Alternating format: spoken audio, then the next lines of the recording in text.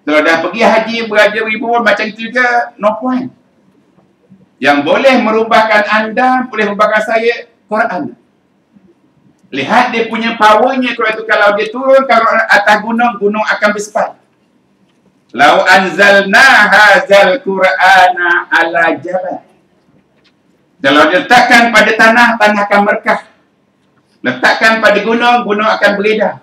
Letakkan pada mayat, mayat akan bercakap. Itu dia powernya Quran. Oleh itu saya seru anda supaya selalu apa nak? Selalu baca Quran. Kita WQW 6335. Jentuh, gerakkan.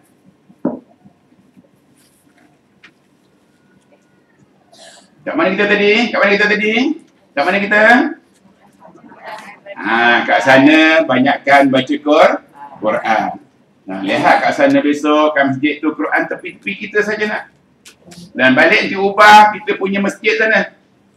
Quran kat masjid kita letak kat mana gobok kan? Itu orang tak ambil, dekat-dekat saja. Jadi orang tengok mudahnya. Pesan saya pertama kat sana kena banyak baca Quran dan beli satu untuk pocket size, boleh buat ke mana-mana. Dan apakan sikit demi sikit kan Quran saja yang boleh mengubah kita punya hati kita. Boleh buat ke masjid. Apa nak? Boleh buat ke masjid. Quran ke masjid dia tak benar. Disuruh gunakan apa yang ke masjid. Tapi kalau anda perlu nanti tuang melawat satu tempat pencetakan Quran. Kat sana akan lebih cuma satu. Ada yang besar gini, ada yang kecil. Kalau yang kecil tu belilah harga dia lebih kurang 10 rial.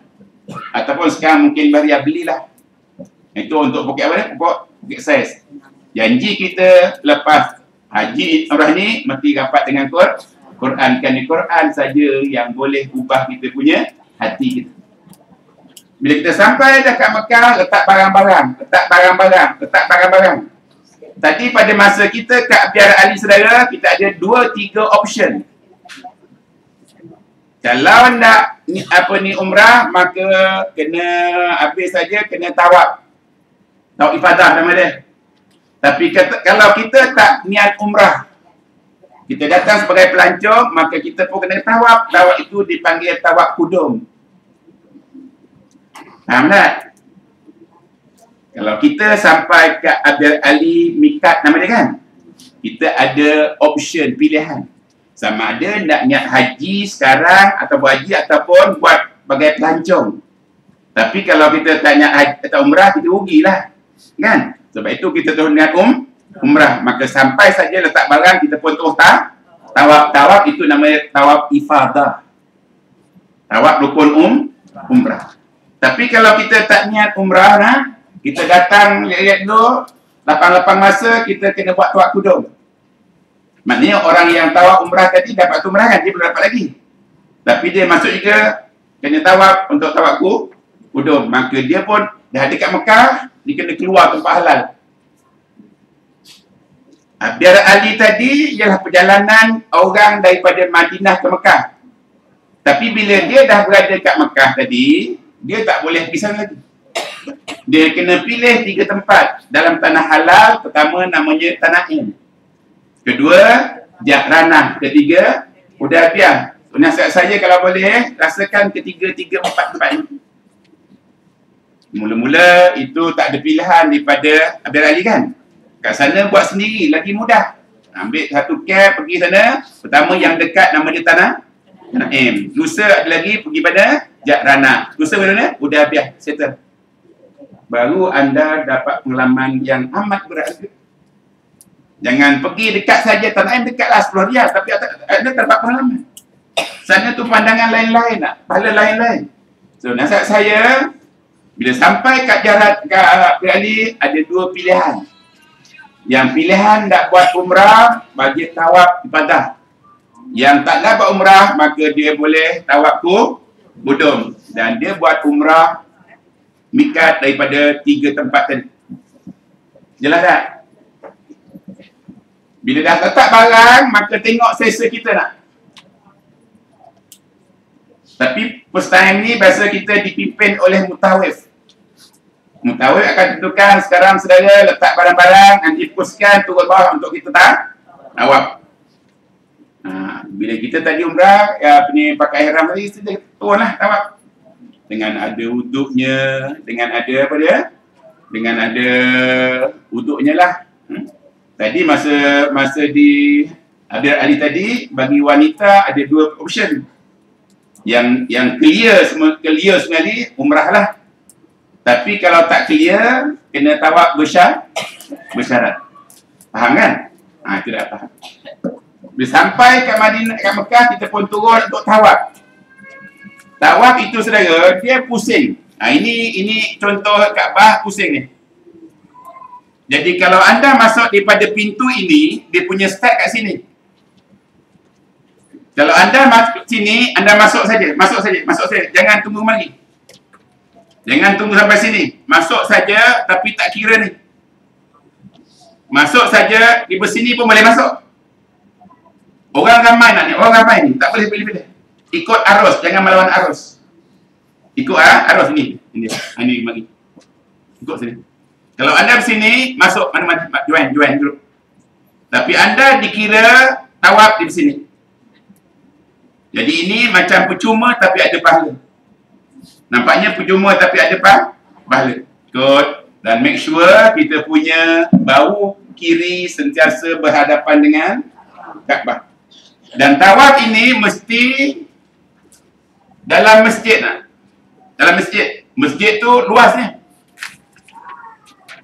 Ada yang tawaf pada bumbung ada. Tawaf pada bumbung luas lah. Kan? Kalau kat sini mungkin 40 minit, sana mungkin 4 jam. Tapi makin banyak, makin lama makin banyak dia punya pahala.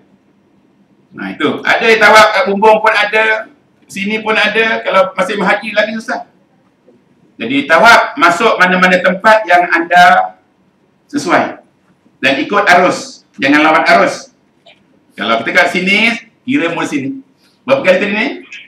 7. Dan jaga pantang larang dia. Aku ini 7 pusing kerana Allah. Depan nanti mungkin lihat orang cantik. Jangan sampai naikkan nafsu kita kan Allah. Bendung nafsu kita.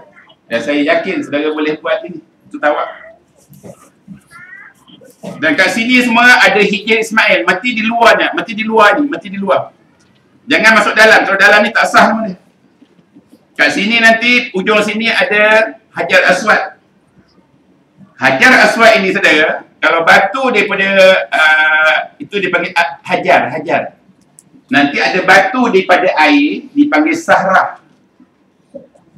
Iaitu pada masa Nabi Musa mencari seorang yang alim. Orang itu berada di lautan. Tempat orang itu ditunjukkan dengan seekor ikan namanya ikan hud. Ikan hud itu dibakar, mati, maka dalam pelayaran ikan tadi terjun. Tunjukkan kat situ ada, dan tempat air tadi ada satu kursi, batu nama dia As-Sahrah. Tapi Hajar Aswad batunya daripada syur. So bila anda tawaf, bukan matlamat utama untuk kucup. No. Anda tawaf mesti niat kita untuk tawaf semata-mata. Kalau ada peluang, buatlah. Ini berebut orang sampai dijaga 2-3 polis jaga ni. Ada punah orang mati pun kat sini ada ni. Anda bukan tujuan itu. Kalau nak dapat peluang saudara bangkit lebih kurang pukul 1, 2, 3 malam. Sana lapang. Buat sendiri lah. Itu pun kalau ada peluang, kucup lah. Tak dapat kucup, sampai sini kita punya apa? Angkat taslim saja. Kucup, make sure berapa kali dah? 7 kali. Syaratnya saudara ada. Dah habis itu, anda mesti berhenti di satu tempat nama Makam Ibrahim. Ini bekas tapak Ibrahim. Maka semayang tepi ni. Tak dapat sini, mana-mana yang equal. Jangan semua nak sini. Sini semua tumpu orang ramai, tak mungkin ni. Tapi asalkan kat sini pun boleh. Asalkan lebih macam ni. Itu nama dia, apa dia? Makam Ibrahim.